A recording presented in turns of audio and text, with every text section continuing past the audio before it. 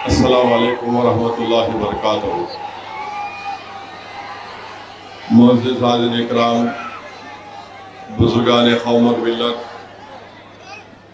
पस पर्दा बैठ कर सुनने वाली मेरी इज़्ज़त और माँ और बहनों, गयूर नौजवान साथियों, शहनशीन व तशरीफ़ फरमा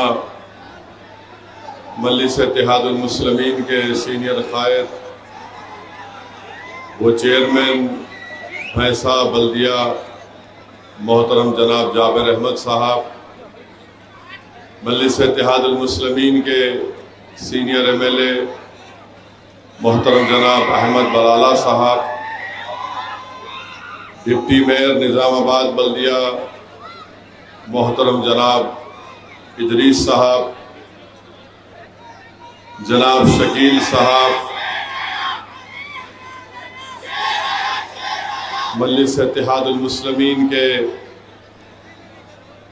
तमाम क़ायदीन, सदर मोतमदीन जो मुख्तलिफ़ अज़ला से आज इस जलसे में शिरकत कर रहे हैं, मेरे अज़ीज़ दोस्तों और बुज़ुर्गों, मेरी आपसे अदबन गुजारिश है कि थोड़ी देर के लिए आप खामोशी से मेरी चंद बातों को सुने और फिर उसके बाद आप और हम अपने अपने घरों को वापस हो जाएंगे। मैं आपके सामने अर्ज़ करने के लिए आया हूँ कि 2024 के पार्लिमानी इंतखाबात के बाद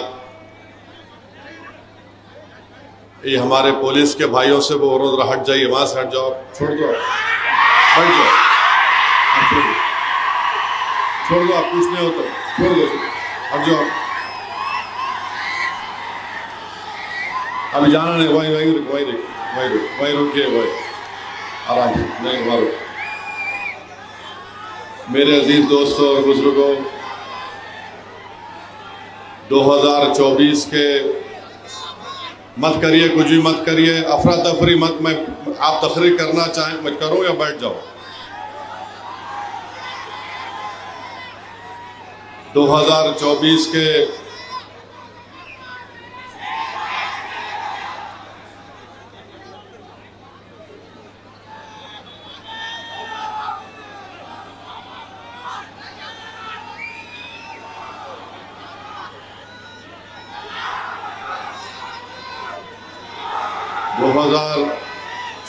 के पार्लिमानी इंतखाबात के बाद भाई साहब, आप वहाँ जाना चाह रहे?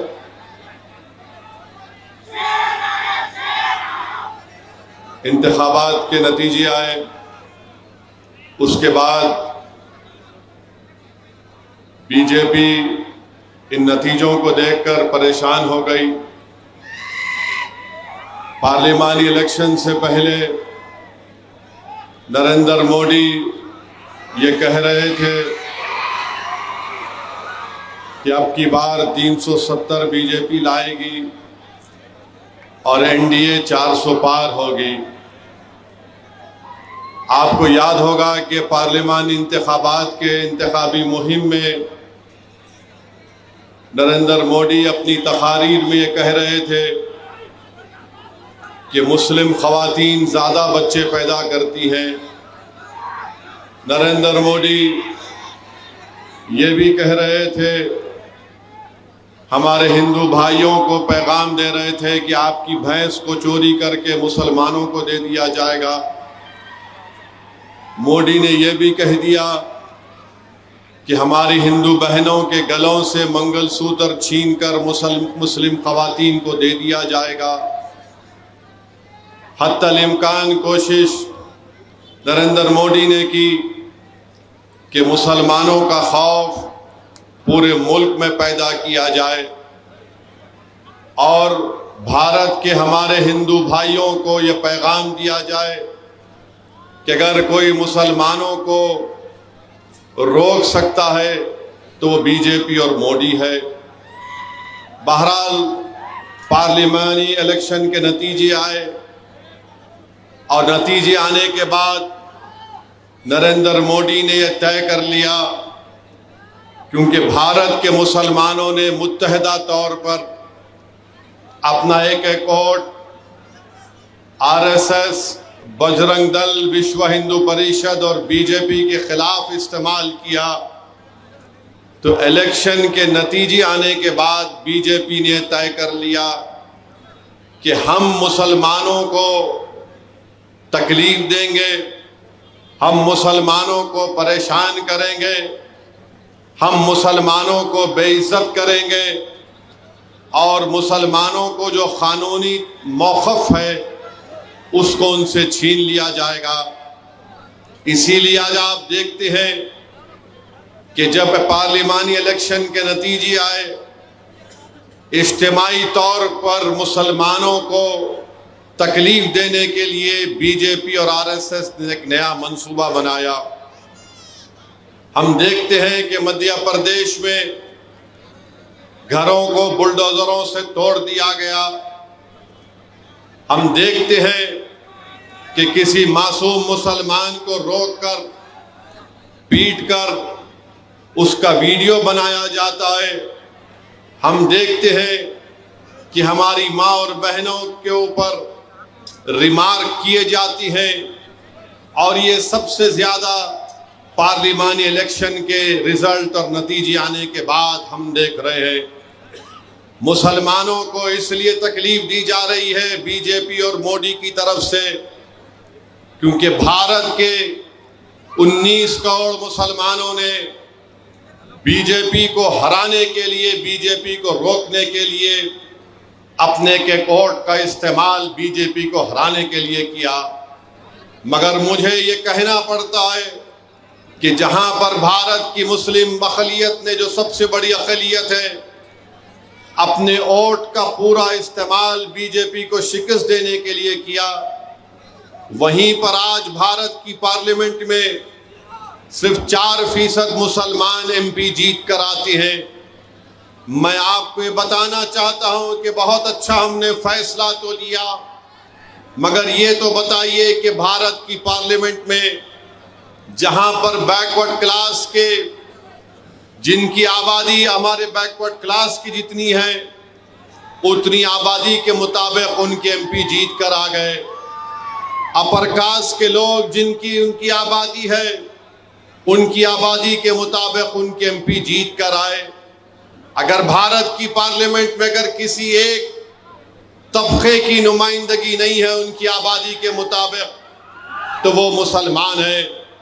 इसीलिए मेरे अजीज दोस्तों और बुजुर्गों, मजलिस इत्तेहादुल मुस्लिमीन हमेशा से ये कह रही है कि आपको अपनी वोट के जरिए अपनी क़ियादत को मजबूत करना है।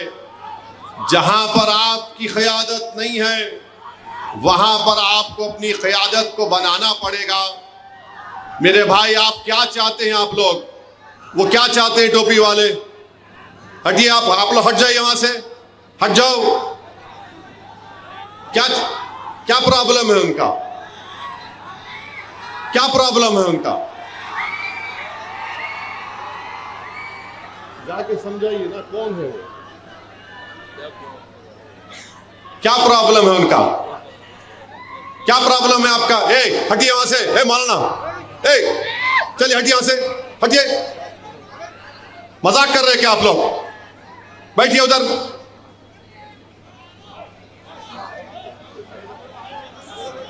क्या कर रहे हैं आप लोग?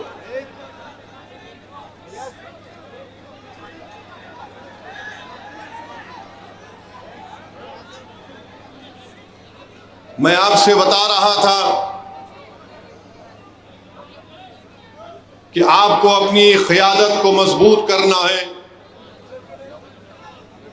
वो लाइट का पोल भी गिर जाएगा भाई साहब आपके जज्बात में देख के।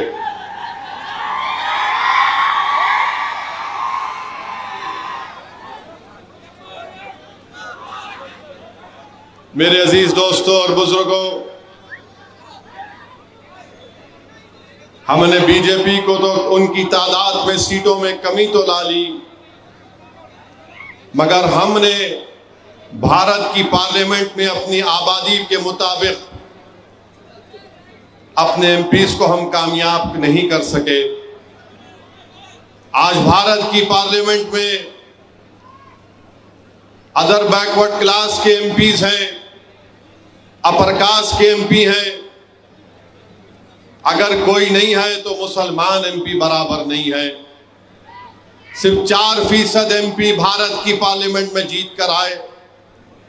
बताइए, आज आप तेलंगाना में एक ही मुस्लिम एमपी जीत कर आता है। महाराष्ट्र में 48 लोकसभा की सीटें थीं और उन 48 लोकसभा में एक इम्तियाज जलील कामयाब हुआ था। तो औरंगाबाद में इम्तियाज जलील की कामयाबी को रोकने के लिए तमाम पार्टी के लोग मिल गए। फिरका परस भी, नाम निहाद सेकुलर भी मिलकर इम्तियाज जलील को कामयाब होने से रोक दिया। कर्नाटका है, कर्नाटका में एक भी मुस्लिम एमपी नहीं है। महाराष्ट्र भारत का दूसरा बड़ा प्रदेश है। आप जाकर देख लिए, मध्य प्रदेश, राजस्थान, छत्तीसगढ़, दिल्ली, यहां पर कोई मुस्लिम एमपी नहीं जीतता है। गुजरात में 40 साल से एक भी मुस्लिम एमपी नहीं जीता है। बताइए मेरे अजीज दोस्तों और बुजुर्गों, क्या ये सेकुलरिज्म की कामयाबी है कि हम तो बरसों से 18 लोकसभा के इलेक्शन हो गए हमारे मुल्क में, हमने कभी भी फिरका परस्ती और फिरका परस्ती को फरोग देने वाले उम्मीदवार या पार्टियों के हक में अपने वोट का इस्तेमाल नहीं किया। मगर बताइए आखिर क्या वजह है कि आज मुसलमान को वोट डालने के लिए कोई तैयार नहीं है? ये फिरका परस्ती नहीं है तो क्या है बताइए? जो लोग दावा करते हैं कि हमने फिरका परस्ती को हरा दिया, नहीं, आपने फिरका परस्ती को नहीं हराया। अगर फिरका परस्ती को शिकस्त होती तो भारत की पार्लियामेंट में 4% मुसलमान जीत कर नहीं आते, बल्कि 13-14% जीत कर आते। मजलिस इत्तेहादुल मुस्लिमीन का पैगाम यही है कि जब तक भारत में मुसलमानों की सियासी क़यादत मजबूत नहीं होगी, जब तक भारत में मुसलमान सिर्फ वोट डालने वाले बनकर रहेंगे, तो याद रखो तुम्हारी शरीयत पर भी खतरा रहेगा, तुम्हारी मस्जिदों को भी लोग नुकसान पहुंचाने की बातें करेंगे, तुम्हारे मदरसों पर हमले होंगे, हमारी बच्चियों के हिजाब पर हमला होगा, हमारे चेहरे पर दाढ़ियों पर हमले किए जाएंगे, हमारी शनाख्त को मिटाया जाने की कोशिश की जाएगी। इसीलिए मैं बार बार यही कहता हूं कि यकीनन वतन हमारा हमेशा हमारा वतन रहेगा, मगर याद रखो भारत के मुसलमानों, अगर आप सिर्फ वोट डालने वाले बनकर रह जाएंगे तो फिर आपकी तकलीफ में कमी नहीं होगी, आपके मसाइल हल नहीं होंगे, आपकी नाइंसाफी का सिलसिला खत्म नहीं होगा, आपकी मस्जिदों पर हमले खत्म नहीं होंगे, आप पर शख्सी हमले खत्म नहीं होंगे। याद रखो भारत की जमहूरियत की तल्ख हकीकत यही है कि जिसके पास उसके वोटों से उसके नुमाइंदे जीत कर आते हैं, उन्हीं से इंसाफ किया जाता है। आज हम सिर्फ वोट डालने वाले बनकर रह गए। हम सेकुलरिज्म जिंदाबाद के नारे तो लगाते हैं, हम किसी को वोट डालकर उसके गले में फूल का हार पहना देते हैं और दिल में ये उम्मीद करते हैं कि ये मेरी तकलीफ को महसूस करेगा, ये पार्लियामेंट और असेंबली में मेरी आवाज बनेगा। मगर बताओ, तुम जानते हो, तुम गवाह हो नौजवानों, पिछले 10 साल से जब से नरेंद्र मोदी की हुकूमत है, जब कभी भी मुसलमानों पर नाइंसाफी की बात उठी, जब कभी भी मुसलमानों के खिलाफ कॉन्स्टिट्यूशन के खिलाफ कानून बनाया गया, ट्रिपल तलाक का कानून हो, CAA का कानून हो, UAPA का कानून हो, तुम गवाह हो नौजवानों, तुम एक को कामयाब करके भिजाए मेरे साथ इम्तियाज जलील को, तो हम और इम्तियाज जलील ने हिंदुस्तान की पार्लियामेंट के दरो दीवार को हिला कर रख दिया। हमने बता दिया कि गरीब और मजलूम मिल्लत ने हमको वोट डालकर कामयाब किया। हम उनके वोटों से जीत कर आए हैं और हमारी जिम्मेदारी है कि हम नाइंसाफी के खिलाफ आवाज बुलंद करें। जहां पर मुसलमानों के खिलाफ अगर कोई कानून बनता था तो मजलिस इत्तेहादुल मुस्लिमीन आवाज बुलंद करती थी। जहां पर गरीब, चाहे वो गरीब हिंदू हो, दलित हो, आदिवासी हो, अगर कोई कानून बनता तो मजलिस ने उसके खिलाफ आवाज उठाई। रिजर्वेशन का मसला आया, कैटेगराइजेशन का मसला आया, मजलिस ने कहा कि हमको काबिल कबूल नहीं है सुप्रीम कोर्ट का फैसला। मगर याद रखो नौजवानों, तुम्हारी आंखों से देख रहे हो कि 2014 से क्या हो रहा है। जब कभी भी जुल्म होता है, जब कभी भी कोई हादसा या वाकया होता है, तो तुम्हारी पहली नजर यह होती है कि देखो तो सही कि मजलिस इत्तेहादुल मुस्लिमीन का सदरुद्दीन ओवैसी या इम्तियाज जलील क्या बोल रहे हैं। तुम ये नहीं देखते कि कोई दूसरी पार्टी का शख्स क्या कहने वाला है, क्योंकि तुम जानते हो कि तुम्हारे दिलों में जो छुपे हुए गम है, तुम जानते हो कि तुम्हारे दिलो दिमाग में जो तुम्हारी उम्मीद और ख्वाब हैं, उसको अगर कोई पूरा कर सकता है तो मजलिस इत्तेहादुल मुस्लिमीन पूरा कर सकती है। तुम जानते हो कि भारत की पार्लियामेंट में अमित शाह, नरेंद्र मोदी और आरएसएस की आंखों में आंखें डाल कर अगर कोई इंसाफ की बात कर सकता है तो उसका नाम मजलिस इत्तेहादुल मुस्लिमीन है। मेरे अजीज दोस्तों और बुजुर्गों, मगर याद रखो, तुम्हारे ये जज्बाती नारों से हमारी क़यादत नहीं बन जाएगी। तुम्हारे ये नारों से तुम्हारे एमएलए या तुम्हारे कॉर्पोरेटर नहीं जीत जाएंगे। वोट डालना पड़ेगा नौजवानों, मेरे बुजुर्गों, मेरी इज्जतदार माँ और बहनों, आपको अपने वोट का इस्तेमाल करना पड़ेगा। मोदी भारत के 19 करोड़ मुसलमानों को सजा दे रहे, इसलिए कि 2024 में हमने मोदी के 370 के ख्वाब को चुकनाचूर कर दिया, उसको मिलिया मटिया मलिक मला दिया। इसलिए मोदी अब कह रहे हैं कि मुसलमानों के पीछे पड़ जाओ, मैं वक्फ का कानून लाऊंगा। मैं बुलडोजर से, जब मैंने पार्लियामेंट में कहा कि मोदी के बुलडोजरों ने मुसलमानों के घरों को तोड़ दिया, तो बीजेपी के लोग बड़े खफा हुए, उठ गए। मैंने कहा कि तुम्हारे यहां पर इतनी बड़ी तादाद में खड़े होकर पुकारने से तुम मेरी जबान को बंद नहीं कर सकोगे। तुम यहां पर 240 हो, मगर याद रखो मैं 19 करोड़ आवाम का एक गुलाम बनकर, उनकी जबान बनकर तुम्हारे सामने उनके इंसाफ की बात करने आया हूं। मैं पार्लियामेंट को इसलिए नहीं गया कि वहां पर बैठकर मोदी के भाषण को सुनो। मैं पार्लियामेंट को इसलिए नहीं आया कि तुम जुल्म के बुनियाद पर कानून को बनाओगे तो हम अपनी जबानों को बंद कर लेंगे। तुम इस्लाम और भारत के संविधान के खिलाफ कुछ कहोगे तो सदरुद्दीन ओवैसी तुम्हारे सामने खड़ा होकर इंसाफ की बात करता आया है और करता रहेगा। तुमने इम्तियाज जलील की कामयाबी को रोका।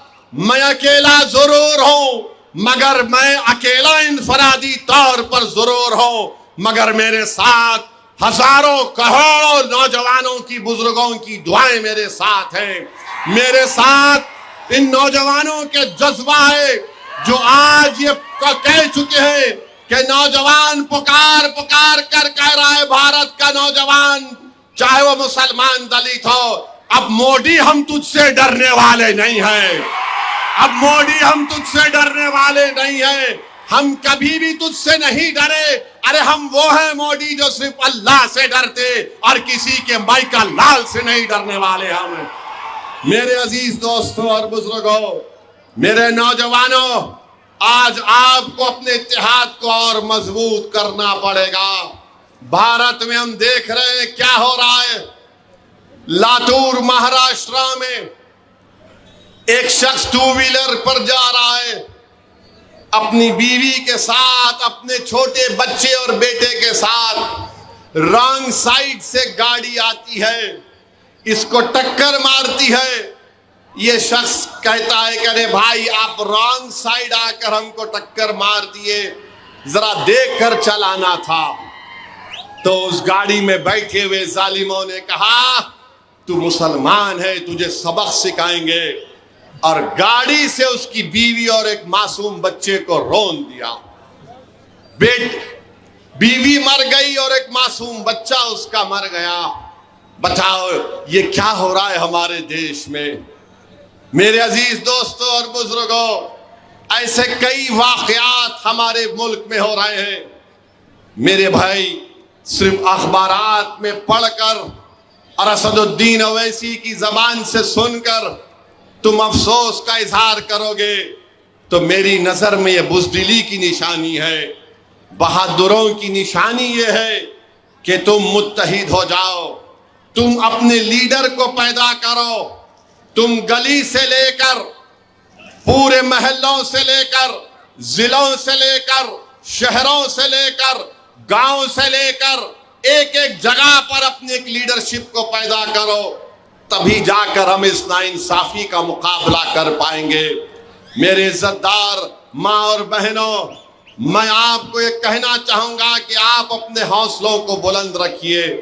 नौजवानों, तुम्हारी और हमारी आंखों ने देखा कि मध्य प्रदेश में हाजी शहजाद अली के 20,000 स्क्वायर फीट के घर को बीजेपी की हुकूमत ने, मोदी के बुलडोजरों ने हाजी शहजाद अली को सिर्फ इसलिए उसका घर तोड़ दिया कि हाजी शहजाद अली ने महाराष्ट्र में जिस शख्स ने रसूलुल्लाह सल्लल्लाहु अलैहि वसल्लम की शान में गुस्ताखी करने की कोशिश की, हाजी शहजाद अली ने एहतजाज किया और मध्य प्रदेश की गवर्नमेंट बीजेपी की 20,000 स्क्वायर फुट के घर को हाजी शहजाद अली के उसको तोड़ देती है। मेरे अजीज दोस्तों और बुजुर्गों, यही चीजें हैं जो हमको पुकार पुकार कर कह रही नौजवानों कि अगर तुम सिर्फ नारे लगाओगे, तुम सिर्फ सीटियां बजाओगे, इससे नतीजा नहीं निकलेगा। नौजवानों, नतीजा उस वक्त निकलेगा जब तुम अपनी पार्टी की लीडरशिप को मजबूत करोगे। नतीजा उस वक्त निकलेगा जब महाराष्ट्र के आने वाले असेंबली इंतखाबात में इम्तियाज जलील की क़यादत में अगर मजलिस इत्तेहादुल मुस्लिमीन के 8-10 MLA कामयाब होकर जाएंगे और मजलिस के MLA कामयाब होकर जब महाराष्ट्र के असेंबली में जाएंगे और उसके बाद अगर कोई रसूलुल्लाह सल्लल्लाहु अलैहि वसल्लम की शान में गुस्ताखी करने की कोशिश करेगा, उसके बाद अगर कोई रोड पर चलने वाली हमारे एक मासूम को अपनी गाड़ी से रौंदेगा इसलिए कि मुसलमान है, तो फिर उसको मालूम होगा कि महाराष्ट्र के असेंबली में जब मजलिस के MLA रहेंगे तो कोई माइका लाल ये हरकत नहीं कर सकता इंशाअल्लाह ताला। इम्तियाज जलील ने, जिसने रसूलुल्लाह सल्लल्लाहु अलैहि वसल्लम की शान में बकवास बकी, इम्तियाज जलील ने एहतजाज का ऐलान किया, तो हमारे ही सफों में बाज लोग मौजूद हैं जिन्होंने कहा कि इम्तियाज जलील इतना बड़ी रैली नहीं निकाल सकता। बाज बुज़दिलों ने कहा कि इम्तियाज जलील पब्लिसिटी के लिए कर रहा है। बाज बेवकूफों ने कहा कि नहीं नहीं, पुलिस पकड़ लेगी इम्तियाज जलील को।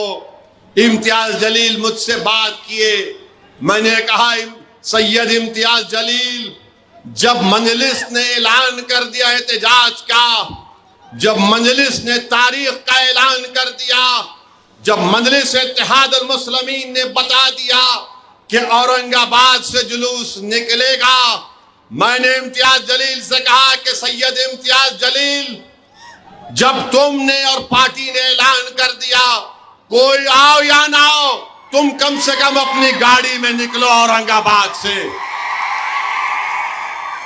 और दुनिया ने देख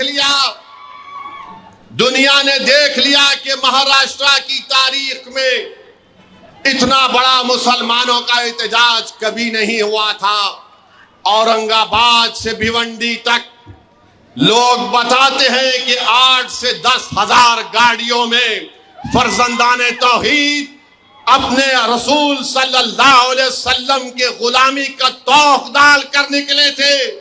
दुनिया को बता रहे थे, जालिमों को बता रहे थे, मोदी और अमित शाह, मोहन भगवत को बता रहे थे कि हम अपने रसूल की अजमत के लिए निकले हैं।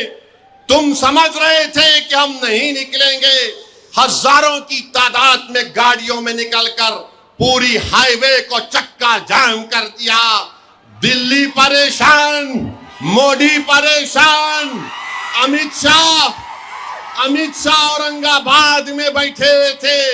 अमित शाह को यह परेशानी लाहक हो गई कि औरंगाबाद से अगर हजारों गाड़ियों का काफिला निकलेगा तो मैं कैसे एयरपोर्ट तक पहुंच सकूंगा।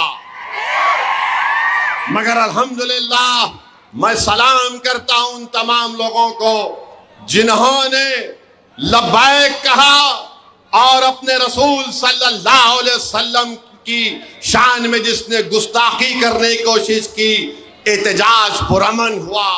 मेरे अजीज दोस्तों और बुजुर्गों, यही ताकत है मजलिस इत्तेहाद और मुस्लिमीन की। इसी वजह से मजलिस को लोग कहते हैं इनकोट मत डालो। अरे दुनिया ये समझ रही थी, ये तमाम महाराष्ट्र की नाम निहाद सेकुलर पार्टियां, ये शिवसेना शिंदे की, वो फडणवीस जो होम मिनिस्टर है बीजेपी का, ये समझ रहा था कि इम्तियाज को हमने हरा दिया। मगर इम्तियाज जलील ने बता दिया कि तुम इलेक्शन में पूरे मिलकर तुमने मुझको हरा सके, मगर मैं एहतजाज करने से तुम हमको रोक नहीं पाओगे। हम ताकत है हमारे पास, हम अपनी ताकत को जमहूरी तरीके से दिखाएंगे। मेरे अजीज दोस्तों और बुजुर्गों, महाराष्ट्र के मजलिस इत्तेहाद उल मुस्लिमीन के इस कामयाब एहतजाज के बाद महाराष्ट्र की तमाम पार्टियों को अब समझ में नहीं आ रहा है अब कैसे मजलिस के इस कामयाबी की तरफ बढ़ते हुए कदमों को रोका जाए। मगर मुझे यकीन है कि इंशाअल्लाह ताला महाराष्ट्र के आने वाले असेंबली इंतखाबात में अल्लाह सुब्हानहू ताला नबी करीम सल्लल्लाहु अलैहि वसल्लम के सदक़े और तुफ़ैल में मजलिस इत्तेहाद उल मुस्लिमीन को एक अज़ीमुश्शान कामयाबी से हमकिनार करेगा। मुझे यकीन है कि महाराष्ट्र के असेंबली से मजलिस के एमएलए जीत कर जाएंगे। इम्तियाज जलील कामयाब होगा, मुफ्ती इस्माइल साहब कामयाब होंगे, फारूक शाह एमएलए बनेंगे, फारूक शाबदी शोलापुर का एमएलए बनकर जाएगा, रईस लश्करिया मुंबई से इस जोगेश्वरी का एमएलए बनेगा और मुख्तलिफ असेंबली हल्क़ात के उम्मीदवारों का भी ऐलान अनकरीब में कर दिया जाएगा। मेरे अजीज दोस्तों और बुजुर्गों, याद रखो, अगर आज भारत की पार्लियामेंट में मजलिस के अगर 5 से 10 एमपीज कामयाब हो जाते तो क्या भारत की पार्लियामेंट में वक्फ का बिल कोई ला सकता था? मोदी बताओ मेरे को आप। अगर हमारे 5 से 10 एमपी कामयाब हो जाते तो क्या कोई वक्फ का बिल ला सकता था पार्लियामेंट में? मेरे भाई याद रखो, मैं जिंदा रहूं या ना रहूं, मगर तुम अपने जहनों में इस बात को बिठा लो नौजवानों कि भारत की जमहूरियत में तुमको अगर अपनी बात मनवाना है तो तुमको अपने एमएलएस की जरूरत है, तुमको अपने एमपीस की जरूरत है, तुमको अपने कारपोरेटर की जरूरत है, मेयर की जरूरत है, सरपंच की जरूरत है, जिला परिषद के मेंबर की जरूरत है, कानूनदानों की जरूरत है, डॉक्टरों की जरूरत है, टीचरों की जरूरत है। अरे हर मैदान में हमको अपना मौक़िफ़ बनाना है। सिर्फ यही नहीं है कि हम सिर्फ जलसों में आकर नारे लगाकर खुश होकर चले जाएं। नौजवानों, भारत के मुस्तकबिल में इन तमाम मैदानों में हमको अपना एक मुकाम पैदा करना है। और वो मुकाम कैसे पैदा होगा नौजवानों? वो मुकाम सिर्फ असदुद्दीन अवैसी की तारीर सुनने से नहीं पैदा हो सकता है। वो मुकाम अगर हमको हासिल करना है हर मैदान में, हर शोबेजात में, हमको अपनी मस्जिदों को आबाद रखना है, हमको अपनी मस्जिदों को आबाद रखना है, हमको अपने घरों से बुराई का खात्मा करना है, हमको इत्तेहाद को मजबूत करना है, हमको अच्छे इंसान बनना है, हमको इंसाफ करना पड़ेगा। इंसाफ चाहे मुसलमान का हो या हिंदू का हो, इंसाफ करना पड़ेगा। मेरे अजीज दोस्तों और बुजुर्गों, डरने और घबराने की जरूरत नहीं है। एक शख्स जो उत्तर प्रदेश गाजियाबाद में बैठकर अपना वीडियो जारी करके रसूलुल्लाह सल्लल्लाहु अलैहि वसल्लम की शान में गुस्ताखी करने की कोशिश किया। मजलिस ने कल हैदराबाद पुलिस कमिश्नर से जाकर मुलाकात की। हमने कहा कि इसके खिलाफ एफआईआर होना चाहिए।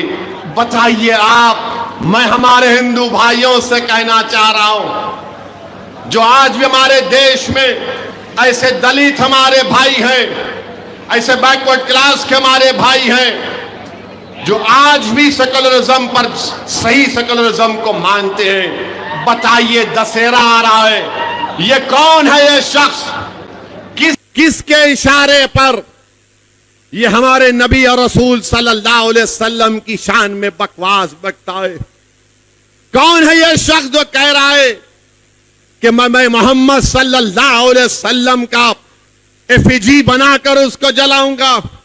कौन है ये शख्स जो कह रहा है कि शेर खुदा हजरत अली का एफिजी बनाकर जलाऊंगा? बताइए मेरे भाई, आखिर ये नफरत क्यों पैदा हो चुकी है? अरे बताओ, ये क्यों किया जा रहा है? मोदी, बताओ मोहन भगवत, तुम्हारी जबान कब खुलती? मोहन भगवत, आरएसएस के सर संचालक का बयान आया कि भारत के हिंदुओं को मुत्तहिद होना पड़ेगा, तभी उनकी हिफाजत होगी। और मोहन भगवत अपने हिंदू से कह रहे हैं कि अगर तुम को मुत्तहिद होंगे तो जबान और कास्ट को खत्म करना पड़ेगा। मोहन भगवत से हम पूछना चाह रहे, मोहन भगवत, मेरे अजीज दोस्तों और बुजुर्गों, डरने और घबराने की जरूरत नहीं है। ये एक शख्स जो उत्तर प्रदेश आजम के दौर में, बताओ मोहन भगवत, हिंदुओं को खतरा पैदा हुआ है? बताओ मोहन भगवत, ट्रिपल तलाक का कानून तुम्हारी पार्टी ने बनाया, 370 अनकॉन्स्टिट्यूशनल तरीके से निकलवाया, CAA का कानून संविधान के खिलाफ मजहब पर बनाया, UAPA का कानून गंदा कर दिया। तुमने क्या क्या कानून बना दिए सिर्फ एक समुदाय के खिलाफ, उसका नाम मुसलमान है। और उसके बाद मोहन भगवत 10 साल के बाद कह रहे कि भारत के 78 करोड़ हिंदुओं को खतरा है। अरे मोहन भगवत, तुम तो मोदी की बेइज्जती कर रहे हो, तुम तो नरेंद्र मोदी की धज्जियां उड़ा रहे हो। 10 साल के बाद भी मोहन भगवत को लग रहा है कि भारत के 78 करोड़ हिंदुओं को खतरा है। सुनो मोहन भगवत, न भारत के हिंदुओं को खतरा है, न भारत के मुसलमानों को कोई खतरा है। हां, एक खतरा भारत के मुसलमानों को, हिंदुओं को, दलितों को, आदिवासियों को, सिखों को, ईसाइयों को है। वो किससे है? नरेंद्र मोदी और मोहन भगवत से खतरा है। हमको खतरा तुमसे है। और मोहन भगवत सुनो, चीन भारत की 2000 स्क्वायर किलोमीटर पर कब्जा करके बैठ गया, और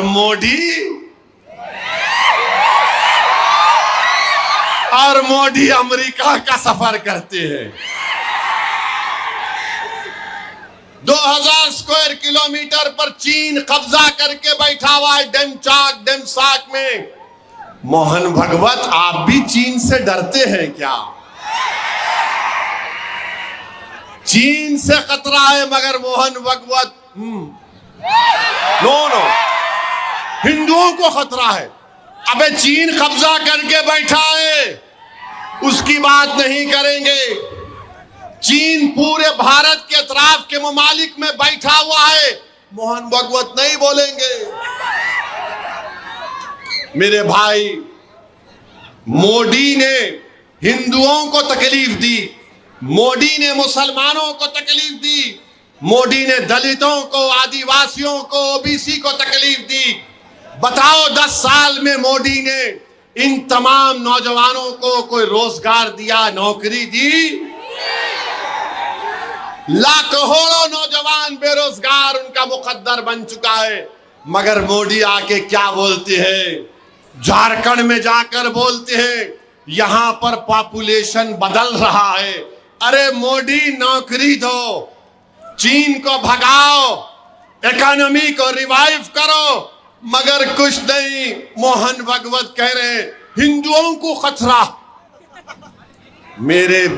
मेरे अजीज दोस्तों और बुजुर्गों, ये एक मजाक मोहन भगवत भारत की 130 करोड़ जनता से कर रहे हैं।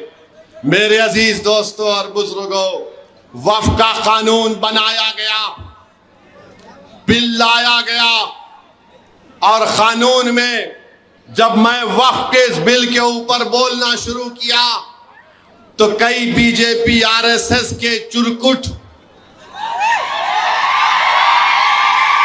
कई बीजेपी आरएसएस के इनके सो कॉल इंटेलेक्चुअल्स ये बोलते नहीं, वक्फ बोर्ड जहां पे बोला डिक्लेयर कर देता वक्फ की प्रॉपर्टी। अरे दीवानों, वक्फ बोर्ड किसी की प्रॉपर्टी को वक्फ डिक्लेयर नहीं कर सकता। मुझे कोई बीजेपी के एमपी पार्लियामेंट में बोले अरे नहीं ओवैसी, आपके मुसलमान खेत में जाके सूरे फातिहा पढ़ लेते, आपके मुसलमान कहीं पर नमाज पढ़ लेते और बाद में बोल देते वक्फ हो गया। मैंने कहा महाशय, आप तो बड़े अक्लमंद हैं, लगता है आपने बड़ी गहरी सोच से इस बात को कहा। बोले हाँ मैं पढ़ता हूं। मैंने कहा एक बात सुनो, भारत की पार्लियामेंट में जब नमाज का वक्त होगा मैं भी जाके पढ़ लूं तो क्या मेरी प्रॉपर्टी हो जाती वक्फ की वो पार्लियामेंट? वक्फ वो हो सकता है जो प्रॉपर्टी मेरी है मैं वक्फ कर सकता हूं। मैं किसी की प्रॉपर्टी जायदाद लेकर वक्फ नहीं कर सकता। नरेंद्र मोदी अब क्या कर रहे हैं इस बिल में? मोदी ये कह रहे हैं कि वक्फ में वक्फ बाय यूजर है। ये बिल ये लाकर कह रहे हैं कि वक्फ बाय यूजर खत्म हो जाएगा। मतलब यह है कि कब्रिस्तान है, ईदगाह है, मस्जिदें 300 साल पुरानी है, दरगाहें हैं, इसका कोई डॉक्यूमेंट नहीं है, तो मोदी कह रहे हैं कि वक्फ बाय यूजर खत्म कर दिया जाएगा। जब मैं ये कहा कि वक्फ बाय यूजर खत्म करके मुसलमानों की जायदादों को, मस्जिदों को, खानकाहों को, दरगाहों को, मस्जिदों को, कब्रिस्तानों को छीनने की साजिश हो रही है, तो लोग मेरी बात का यकीन नहीं कर रहे थे। मैं मिसाल देकर समझा रहा हूं। आज से 10-12 दिन पहले गुजरात सोमनाथ में एक दरगाह शरीफ है। दरगाह का नाम है हाजी मंगरोली शाह। ये 1200 साल पुरानी दरगाह और वहां पर हजरत माई पीर की मस्जिद है। सन 47 में डॉक्यूमेंट में लिखा गया कि गवर्नमेंट, क्योंकि उस वक्त जूनागढ़ के बादशाह ने यह जायदाद दी थी, अंग्रेज चले गए, तो अंग्रेज जाने के बाद हुक्मरान जूनागढ़ के बादशाह थे तो हुकूमत हिंद हो गई। उसमें लिखा गया गवर्नमेंट प्रॉपर्टी मगर यूजर इज मुसलमान। दरगाह है, कब्रिस्तान है। 47 में लिखा गया। 2024 सितंबर में कलेक्टर ने कहा कि प्रॉपर्टी कार्ड में जो लिखा गया 75 साल पहले वो गलत है। कलेक्टर ने मुसलमानों को नोटिस दी और कहा कि आओ। मुसलमानों ने कहा हमको टाइम दो, हम डॉक्यूमेंट बताएंगे। उसके बाद मामला वक्फ ट्राइब्यूनल गया। वक्फ ट्राइब्यूनल मामला सुन रहा था तो कलेक्टर ने सुबह सुबह तारीख आपको बता रहा हूं, चेक कर लीजिए। कलेक्टर, वहां के मुकामी कलेक्टर ने 27 तारीख को 28 सितंबर को सुबह 5 बजे बुलडोजर लाकर रात में कमेटी के लोगों को बातचीत करने के बहाने बुलाकर गिरफ्तार करके 1200 साल पुरानी दरगाह और मस्जिदों को, कब्रिस्तान को शहीद कर दिया। यह पावर कलेक्टर को मिल रहा है इस बिल में। होश में आओ मुसलमानों। जो मुसलमान मोदी के इस लाए हुए बिल की तायीद कर रहे हैं, मैंने अपनी तकरीर में कहा था कि जब तुम्हारे बाप दादाओं की कब्रों को मिस्मार कर दिया जाएगा तब तुमको तकलीफ होगी। आज हम देख रहे हैं कि सोमनाथ में हाजी मंगरोल शाह की 1200 साल की दरगाह को, जबकि सुप्रीम कोर्ट ने फैसला दिया था कि किसी भी जगह पर डेमोलिशन नहीं होगा, मगर उसकी खिलाफ वर्जी कर दी गई। ये वक्फ का बिल जो मोदी ला रहे हैं, वक्फ यूजर खत्म करके मस्जिदों को, अब आपसे जाकर अगर कोई पूछेगा कि दिल्ली की जामा मस्जिद का कागज लाओ, दिल्ली की जामा मस्जिद का कागज कहां से मिलेगा? पार्लियामेंट के सामने मस्जिद है, उसका कागज नहीं मिलेगा। हैदराबाद की मक्का मस्जिद है, उसका कागज नहीं मिलेगा। तो मोदी चाहते हैं कि जिस तरह गुजरात में 1200 साल पुरानी हाजी मंगरोल शाह की दरगाह को शहीद कर दिया गया, मिस्मार कर दिया गया मस्जिदों के साथ, वही हाल पूरे भारत में अगर ये बिल कानून बनता है तो करना चाहते हैं। आप बताओ, वक्फ बोर्ड में गैर मुस्लिम को क्यों मेंबर बनाना चाहते हैं मोदी? इसलिए बनाना चाहते हैं कि जब वक्फ बोर्ड में गवर्नमेंट अपॉइंट करेगी गैर मुस्लिम को, तो वक्फ बोर्ड को किसी भी प्रॉपर्टी को 5 साल के लिए डायरेक्ट मैनेजमेंट में लेने का इख्तियार है। तो मोदी चाहते हैं कि डायरेक्ट मैनेजमेंट के नाम पर लेकर मुसलमानों से उन तमाम जायदादों को छीन लिया जाए।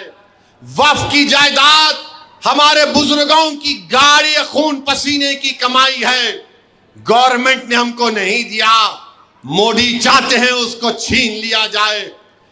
वक्फ बोर्ड में कलेक्टर को पावर दे रहे हैं कि कलेक्टर अगर बोलेगा इसमें डिस्प्यूट है तो कलेक्टर डिस्प्यूट के नाम पर वक्फ से निकाल देगा, ता वक्त वो इंक्वायरी मुकम्मल नहीं करेगा।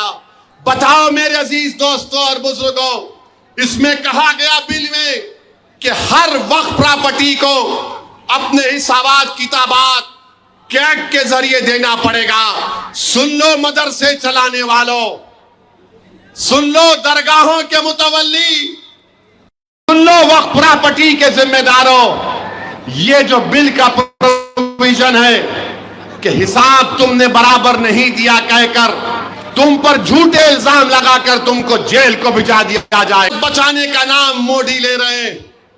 अब मौजूदा कानून ये कहता है कि अगर किसी को कोई भी अगर वक्फ की जायदाद को बेचता है तो उसको गलती से झूठे तरीके से तो 2 साल की सजा। नरेंद्र मोदी बोल रहे no 2 years only sweet 6 months। 2 साल नहीं 6 महीने अभी नॉन बेलेबल है, फर्स्ट मजिस्ट्रेट के सामने जाना चाहिए। मोदी कह रहे नथिंग डूइंग बेलेबल। तुम जायदाद बेचो, जायदाद फूंक दो, मैं हूं ना तुमको बेल देने वाला। मेरे भाई, एक एक चीज लिमिटेशन एक्ट। अच्छा, ये बीजेपी के लोग बोलते ये वक्फ यूजर नहीं है, सिर्फ मुसलमानों में है। अरे बीजेपी के लोगों, आरएसएस के संगियों, मैं तुमको बता रहा हूं, तुम हिंदू लॉ की किताब लिखने वाले का नाम बीके मुखर्जी है। बीके मुखर्जी की किताब पढ़ो, उसमें लिखा हुआ है कि हिंदू धर्म में भी वक्फ यूजर है। हिंदू धर्म में बीके मुखर्जी की किताब कानून की किताब है। ओडिशा के हिंदू एंडोमेंट बोर्ड में बाय यूसेज लिखा हुआ है, आंध्रा के, तमिलनाडु के, तेलंगाना के हिंदू एंडोमेंट बोर्ड में लिखा हुआ है। और संगी लोग बोलते नहीं नहीं, खाली इस्लाम में है, मुसलमानों में है। अरे तेरे कान में फूल होगा, हमारे कान में फूल नहीं है। तेरे दिमाग पर पर्दा पड़ा होगा, हमारे दिमाग पर नहीं है। लिमिटेशन पीरियड है। कोई भी वक्फ की प्रॉपर्टी पर लिमिटेशन कानून अप्लाई नहीं होता। मोदी बोल रहे अप्लाई होगा। Hindu endowment board section 123 Telangana का पढ़ो, limitation act will not apply on Telangana Hindu charitable endowment board. मगर मोदी बोल रहे हैं लिमिटेशन एक्ट अप्लाई होगा। क्यों अप्लाई होगा? क्योंकि जो 12 साल से किसी वक्फ की जायदाद पर काबिज है तो मोदी उसको मालिक बनाना चाहते हैं। और नरेंद्र मोदी मुंबई में, जो मुंबई की सबसे ऊंची बिल्डिंग है, सबसे ऊंची बिल्डिंग है, सबसे ऊंची बिल्डिंग है, वो एक यतीम खाने पर बनाया गया था। वक्फ के यतीम खाने पर बनाया गया था। 21 करोड़ रुपए देकर उसने खरीद लिया। और आज लोग बोलते कि उसकी बिल्डिंग की कीमत करीब 2000 करोड़ के 1500 करोड़ की है। तो मोदी उसके बेटे की शादी में गए थे। तो मोदी बोले मैं शादी में गया तो दूल्हे के बाप को तोहफा देना है, यह कानून लेकर आऊंगा। जायदादें छीनने के लिए नरेंद्र मोदी इस तरह का गलत कानून ला रहे हैं। नरेंद्र मोदी, आपको इस्लाम से इतनी नफरत क्यों है? आपको मस्जिदों से, खानकाहों से नफरत क्यों है? तभी तो आप इस तरह का गलत बिल पार्लियामेंट में लाए हैं। अरे वक्फ बोर्ड को ताकत दो, तो जो काबिज लोग हैं उनको निकालने का पावर दो, समरी एविक्शन पावर्स। जो हिंदू एंडोमेंट बोर्ड में, हिंदू एंडोमेंट बोर्ड के कमिश्नर के पास पावर है कि किसी भी प्रॉपर्टी को काबिज को निकाल कर फेंक सकते हैं। किराया बढ़ाने का पावर दो, मगर मोदी नहीं देना चाहते हैं। मेरे भाई, होशियार और चौकन्ना रहिए। All India Muslim personal law board अगर आपसे कहेगा, हमसे कहेगा कि इस बिल के खिलाफ हमको एहतजाज करना है, तो क्या आप पुरअमन एहतजाज के लिए तैयार हैं? आप एहतजाज के लिए तैयार हैं?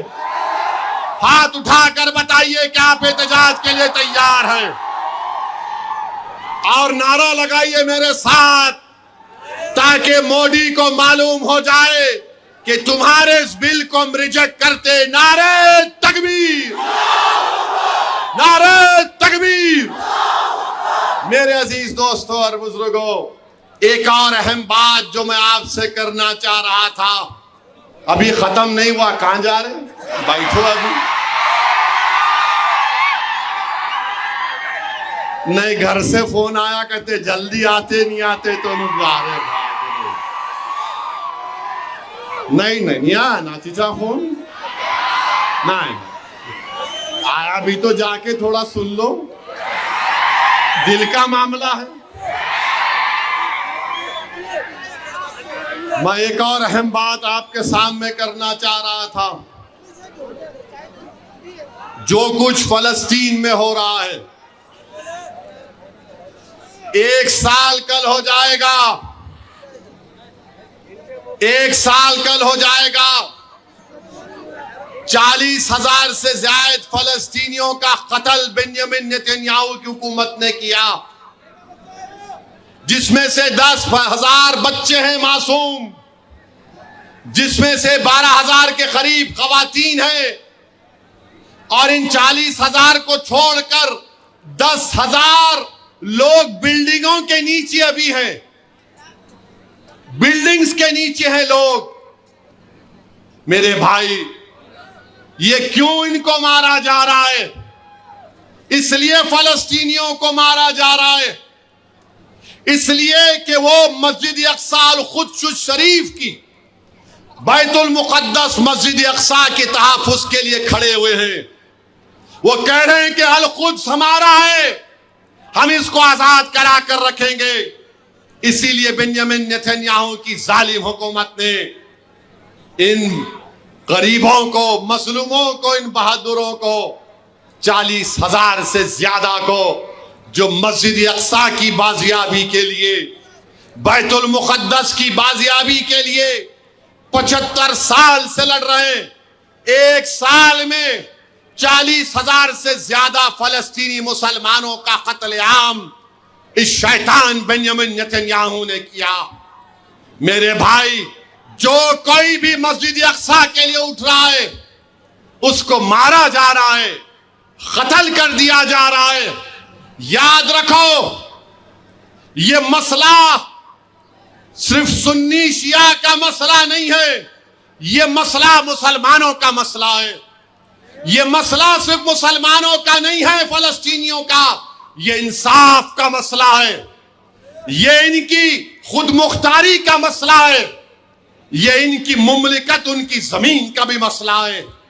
और अगर कोई ये कहेगा, अज़बियत की बात करेगा, तो तुम सरासर गलत हो। मस्जिद अक़सा मुसलमानों की है, सुन्नियों की भी है, शियाओं की भी है।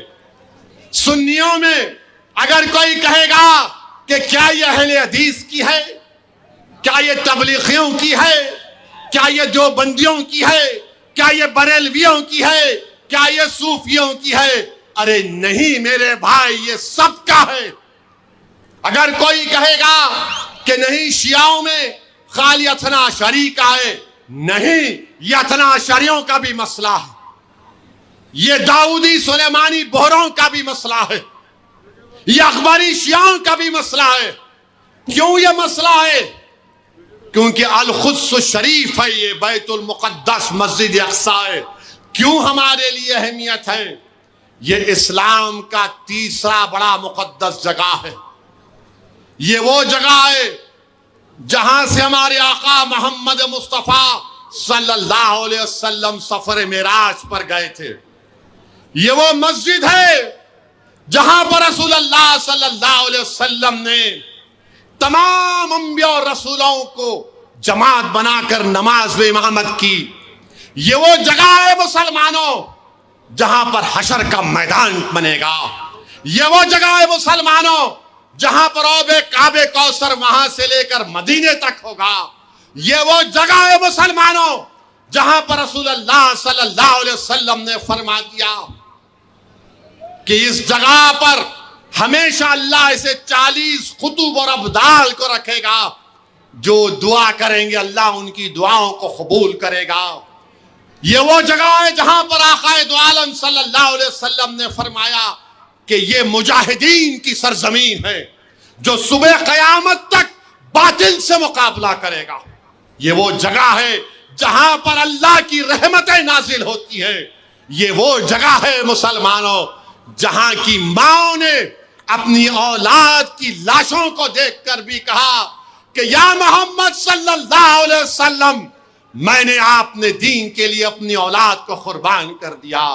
ये वो जगह है जहां पर बाप अपने बच्चों की लाश उठाकर कहता है कि या रसूल अल्लाह, मेरे माँ बाप, मेरी औलाद आप पर कुर्बान, मैं अपनी औलाद को इस दीन की सरबुलंदी के लिए पेश कर रहा हूं। ये वो जगह है मुसलमानों जहां पर 75 साल से मुसलमानों ने अपना खून बहाया है, मगर अपने पेशानियों पर खौफ या औफ या किसी भी किस्म की परेशानी को आने नहीं दिया।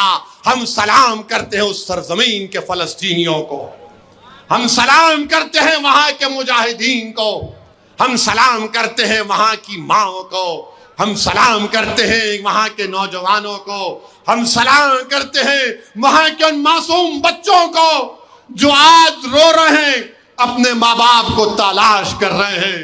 हम सलाम करते हैं उन मासूम बच्चों को जो भूख और फाके की जिंदगी गुजार रहे हैं। हम सलाम करते हैं उन तमाम लोगों को जिसको तूर सीनीन की जगह कहा गया। इंशाअल्लाह ताला वो लोग कामयाब होंगे। वही जगह है जहां पर अल्लाह सुब्हाना व तआला इनको कामयाब और कामरान करेगा। अरे जालिम शैतान बेंयामिन नेतन्याहू, तू अगर ईरान में इस्माइल हनिया को मार सकता है उस जगह पर, तो तूने 40,000 मासूम फलस्तीनियों को क्यों मारा? अगर तूने बेरूत में एक उस लीडर को मार दिया, तो तूने बेरूत में 12 लाख लोगों को बेघर क्यों किया? मैं गया था, सुनो, नारे लगाएंगे बाद में, सुनो अभी। मैं गया था 2006 में, जब यही जालिम, ये हुकूमत जब बीरूत पर बमबारी कर रही थी, उस वक्त कुछ 32 मुसलमानों के एमपी थे। मीटिंग हुई कि सब जाएंगे, खैर वो क्या वजह थी, कोई नहीं आए। मैं अकेला दमिश्क गया। दमिश्क में जब उतरा तो बीरूत का एयरपोर्ट बंद था, तो दमिश्क से आपको बेरूत जाना पड़ता था। मैं दमिश्क को पहुंचा। दमिश्क एयरपोर्ट पर इंडियन एम्बेसी का एक ऑफिसर आकर बोला कि ओवैसी साहब, आप दूसरी फ्लाइट से वापस चले जाइए। मैंने कहा मैं नहीं जाऊंगा, मैं दमिश्क को आया हूं। मैंने कहा कि मैं जब दमिश्क को आ चुका हूं, मैं दमिश्क को देखना चाहूंगा। तो मुझसे कहा कि आप क्या देखना चाहेंगे दमिश्क में? तो मैंने कहा मैं दमिश्क में हजरत बिलाल की खबर पर जाना चाहूंगा। मैं दमिश्क में शहीदाने करबला के मज़ारात पर जाना चाहूंगा। मैंने कहा कि मैंने सुना कि यहाँ पर इब्न अल अरबी की भी खबर है, मैं वहां पर जाना चाहूंगा।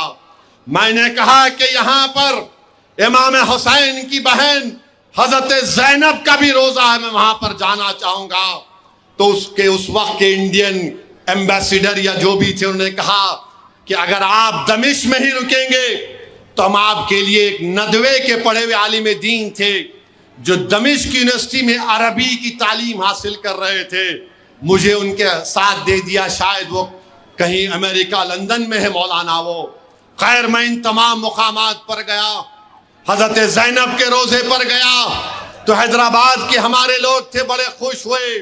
हाँ, वहां पर मैं उस मस्जिद के पास भी गया जिसको मस्जिद उमैयद कहा जाता है। और अगर मेरा हाफिजा सही है तो अबू दाऊद शरीफ की हदीस है कि हदीस शरीफ में आया कि अल्लाह के रसूल सल्लल्लाहु अलैहि वसल्लम ने फरमाया कि इस जगह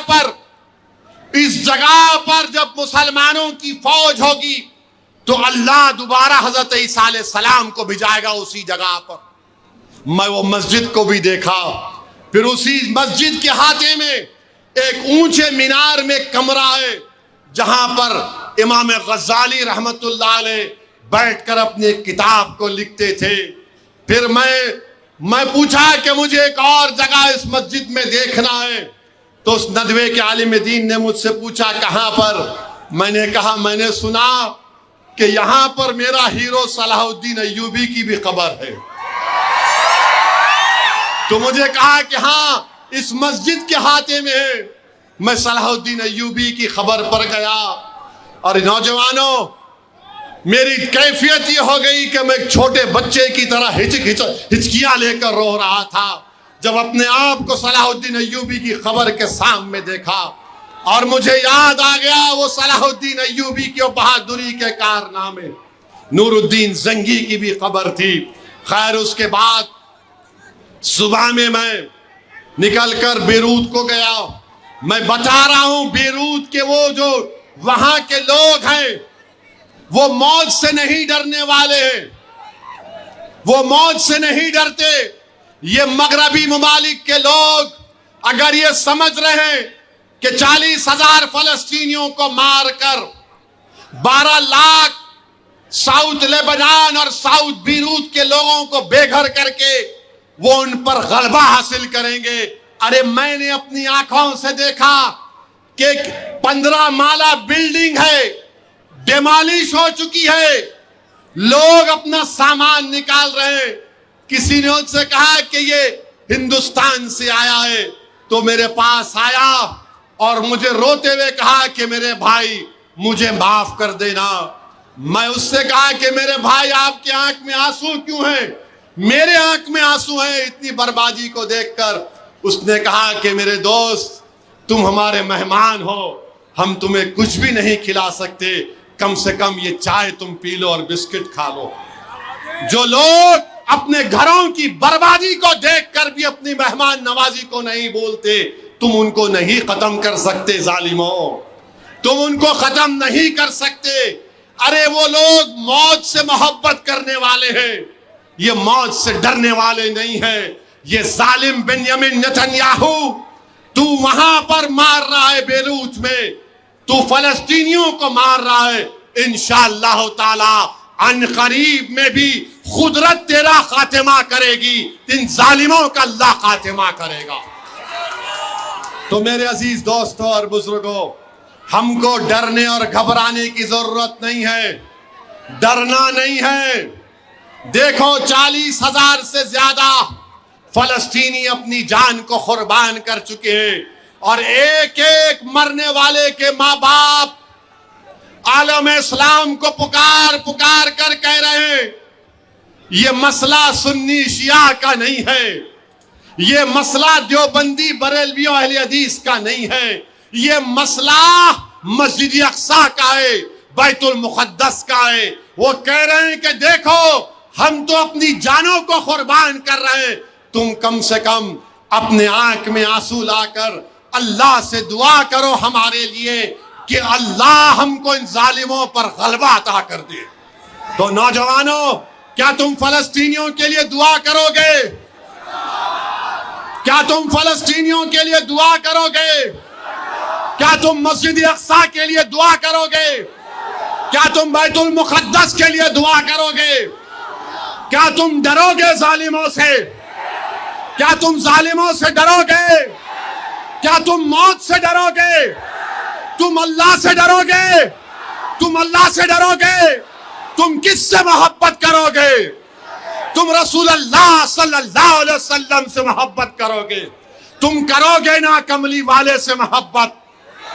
हम सब करेंगे ना, क्योंकि हम उनका सदका खाने वाले, हम उनका सदका खाने वाले हैं। तो डरने और घबराने की जरूरत नहीं है। और हम भारत के हमारे वजीर आजम से भी कह रहे हैं, मोदी जी, ये बेंजामिन नेतन्याहू को समझाओ, सीज फायर करो। 12-15 लाख फलस्तीनी बेघर हो गए, मगर मैं देखा हूं उनके हौसलों को, ये मौत से डरने वाले नहीं हैं। उस सरजमीन पर बसने वाले अगर एक बच्चा भी होगा, सुन ले बेंजामिन नेतन्याहू, अगर एक बच्चा भी रहेगा फलस्तीनी, वो पत्थर उठाकर कहेगा अल्लाहु अकबर, अल्लाहु अकबर, अल्लाहु अकबर। मेरे अजीज दोस्तों और बुजुर्गों, मैं आखिर में हमारी रियासती हुकूमत से कुछ कहना चाह रहा हूं। अभी हमारे मजाज साहब ने कहा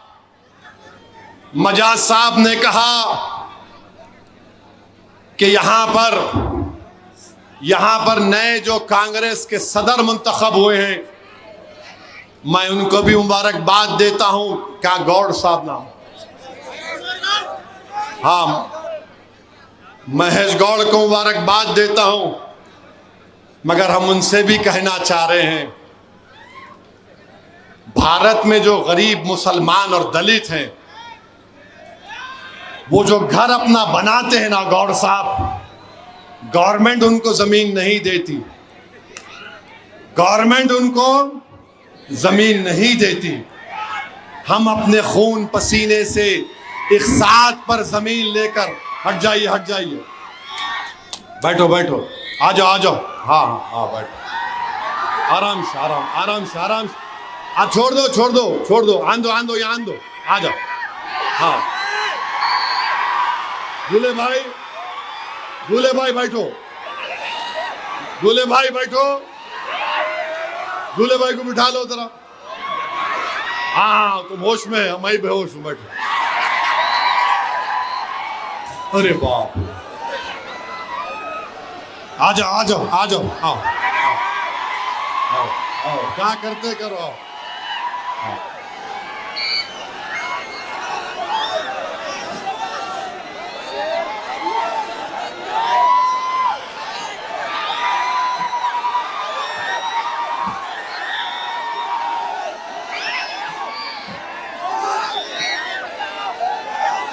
आ गए, पूरे आ गए। आराम से मीडिया को डिस्टर्ब मत करो, उधर ना कोई तोड़ के आ गए ना। तो जो कोई भी हमारे इत्तेहाद के सामने ये लगा रहा है उसको क्या करेंगे? जो हमारे इत्तेहाद के सामने आ रहा है क्या करेंगे? क्या करेंगे? मेरे को अब यहाँ खाली बोलना नहीं, करके दिखाना। हाँ, तो मैं आपसे ये कह रहा था, सुनिए जरा। हाँ बैठो, अरे तुम लोग कहीं खड़े हो, बैठो। अपने हैं ये बच्चे, भाई हैं अपने, किसने होता, बैठो। हाँ,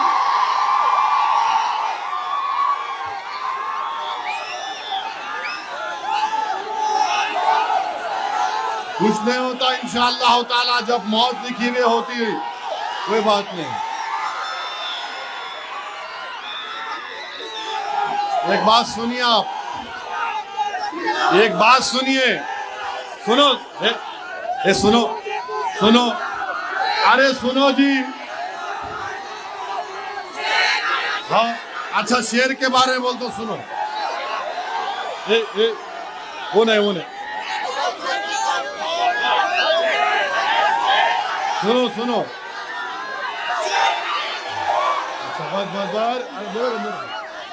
हाँ, आ जाओ। सुनिए, अभी सुनिए। तो मैं छोड़ दो।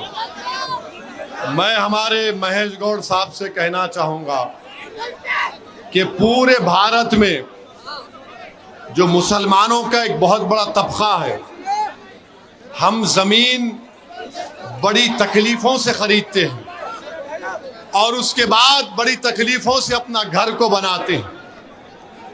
कोई सरकारों ने हमको कोई नहीं दिया, तो हम उनसे अपील करेंगे कि जो मजाज साहब ने जो कैनाल के बारे में कहा, वहां पर कोर्ट का स्टे है और कोर्ट के स्टे को और कानून को का पासो लिहाज रखकर हुकूमत फैसला करेगी।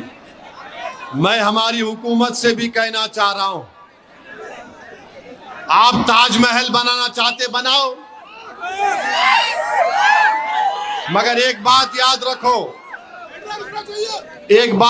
रखो, ताजमहल बनाते वक्त हम गरीबों के घर को तकलीफ मत दो, हम गरीबों के घरों को तकलीफ मत दो आप।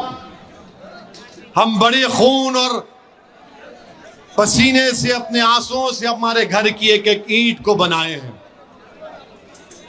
हुकूमत का तो काम यह होना चाहिए कि कोर्ट को लोग जाने से पहले वो अच्छा फैसला करे। और कांग्रेस की हुकूमत तो 5 गारंटी दी थी ना, आप गारंटियों पर आपको वोट मिला, आप गरीबों की मदद करने के लिए आए हैं। मैं कांग्रेस की हुकूमत को याद दिलाना चाहता हूं, 2013 का लैंड एक्विजिशन का कानून यूपीए की सरकार मनमोहन सिंह ने बनाया था। आप उसको सामने रखो, आप उसको सामने रखकर फैसला करो। और जो लोग एफटीएल की बात कर रहे हैं, तो जो नया सेक्रेटेरिएट हैदराबाद में बनाया गया, वो भी हुसैन सागर के कट्टे में बनाया गया है, जहां पर भारत के बड़े बड़े सियासतदानों की समाधियां हैं, वो भी कट्टे एफटीएल में है। बापू घाट लंगर हाउस में है, वो भी एफटीएल में है। तो हम हुकूमत से एक ही बात कर रहे हैं, जब सेक्रेटेरिएट एफटीएल में बनकर बरकरार रह सकता है, जब भारत के बड़े बड़े सियासतदानों की समाधियां टैंक बंड के एफटीएल में है, हमको एतराज नहीं है। जब सेक्रेटेरिएट रह सकता है तो गरीब का घर क्यों नहीं रह सकता, मुझे बताओ आप। उस सेक्रेटेरिएट में केसीआर भी बैठे, अब रेवंत रेड्डी भी बैठ रहे हैं। जब आप दोनों बैठ सकते हैं तो हमारी अम्मा अपने घर में नहीं बैठ सकती क्या? जब वो सेक्रेटेरिएट एफटीएल में है तो मेरे भाई, जहां पर हुकूमत फैसले करती है वो खुद लेक बेड में है, तो आप हमारे बेड को क्यों छीनना चाह रहे हैं? आप अपनी कुर्सी पर बैठो, हम अपने घर में रहना चाहते हैं। तो हुकूमत का काम यह है कि अच्छा फैसला करें। आप खूबसूरत बनाना चाहते हैं, हम तैयार हैं, मगर मेरे भाई, हमारे गरीबों के घर को भी आपको देखना पड़ेगा। और हम उम्मीद करते हैं कि हुकूमत एक अच्छा फैसला लेगी। मैं निजामाबाद को कई मरतबे आया हूं और मैं यहां पर आकर, अगर मैं डी श्रीनिवास साहब के बारे में बात ना कहूं तो अच्छा नहीं होगा। वो निजामाबाद के एक बहुत बड़े पुराने सियासतदान थे। निजामाबाद में उन्होंने बहुत कुछ काम किया और आज वो इस दुनिया में नहीं है। यकीनन डी श्रीनिवास को साहब को हम याद करते हैं।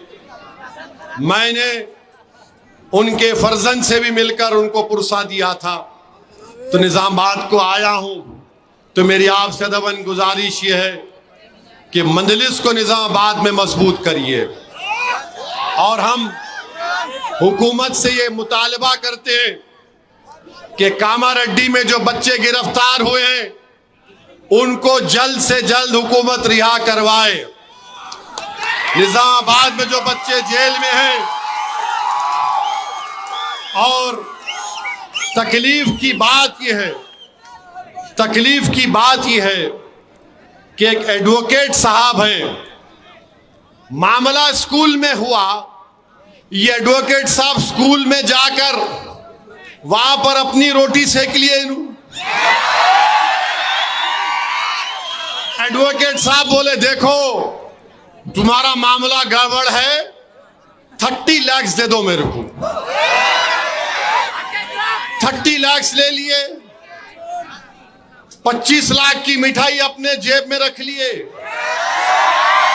5 लाख वो बेचारे बच्ची के खानदान को दिए। वकील साहब, तुम्हारा मकसद क्या है? मकसूद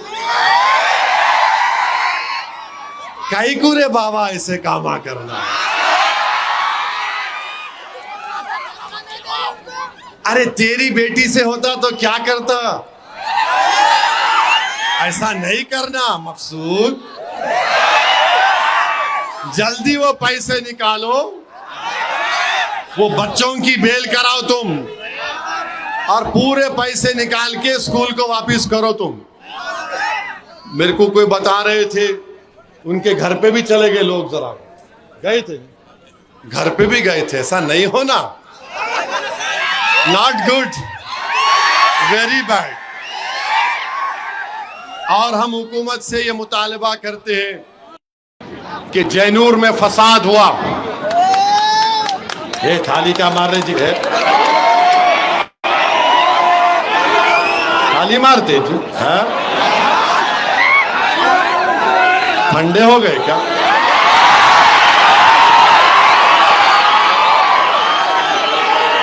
जैनूर में सुनो, अरे खत्म कर, ठहरो। जैनूर में जो फसाद हुआ वो एक मंसूबाबंद तरीके से हुआ। हम चीफ मिनिस्टर से मिले और उनसे कहा कि पुराना आदिलाबाद, पुराना निजामाबाद, पुराना रंगारेड्डी डिस्ट्रिक्ट, पुराना महबूब नगर, इन 4-5 पुराने जिलों में जहां पर कम्युनल वायलेंस की हिस्ट्री है, वहां पर बेहतरीन पुलिस ऑफिसर का तकर्रुर करो आप। Constable, SI, CI, DSP, SP, ASP से लेकर बेहतरीन लोगों को रखो आप।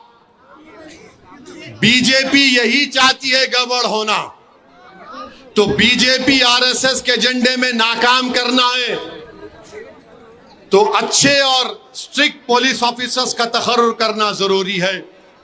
हम उम्मीद करते हैं कि गवर्नमेंट मजलिस की इस तजवीज़ को कबूल करेगी और जैनूर में हिंदू, मुसलमान और आदिवासियों का जो नुकसान हुआ है, कलेक्टर रिपोर्ट बनाकर भेजा है, 16 करोड़ का नुकसान हुआ, तो हम तेलंगाना की हुकूमत से मुतालबा करते हैं कि हर जिस किसी मजहब का नुकसान हुआ, गवर्नमेंट उनको कंपनसेशन दे और उनको देकर उन गरीबों की मदद करे। और हम चाहते हैं कि जैनूर में आदिवासियों और मुसलमानों में एक पुरअमन फिजा पैदा हो, वहां पर डर और खौफ का माहौल ना हो। और हम ये चाहते हैं कि जो ताकतें वहां पर जहर फैला रही हैं, हम हुकूमत से इस बात का मुतालबा करते हैं कि जहर फैलाने वालों का इलाज करो, इनको बताओ कि जहर नहीं फैला सकते। बहरहाल मेरे अजीज दोस्तों और बुजुर्गों, मेरी आप तमाम से गुजारिश है कि निजामाबाद में मजलिस को मजबूत करिए, फलस्तीनियों के लिए दुआ करिए। महाराष्ट्र में मजलिस इत्तेहादुल मुस्लिमीन की कामयाबी के लिए दुआ करिए कि महाराष्ट्र में मजलिस इत्तेहादुल मुस्लिमीन के बड़ी तादाद में एमएलए जीत कर आए और इंशाअल्लाह जिस तरह मोदी हरियाणा और कश्मीर में बाय बाय हो रहे हैं, महाराष्ट्र में भी गुड बाय हो जाएंगे। मजलिस के एमएलए जीतेंगे इम्तियाज की क़ियादत में, और उसके बाद अगर कोई चिरकुट कुछ बोलेगा तो फिर ठीक नहीं होगा। तो आप कितनों के रिश्तेदार महाराष्ट्र में हाथ उठाओ। वो बहुत बड़ी तादाद है तुम लोगों की। जरा एक फोन मिला के बोल देना महाराष्ट्र में आसमानों पे क्या फिरेंगी, महाराष्ट्र के आसमानों में क्या दिखेगा, जरा फोन करके बोल देना। वाखिर दावन अल्हम्दुलिल्लाह रब्बिल आलमीन। अस्सलाम वालेकुम।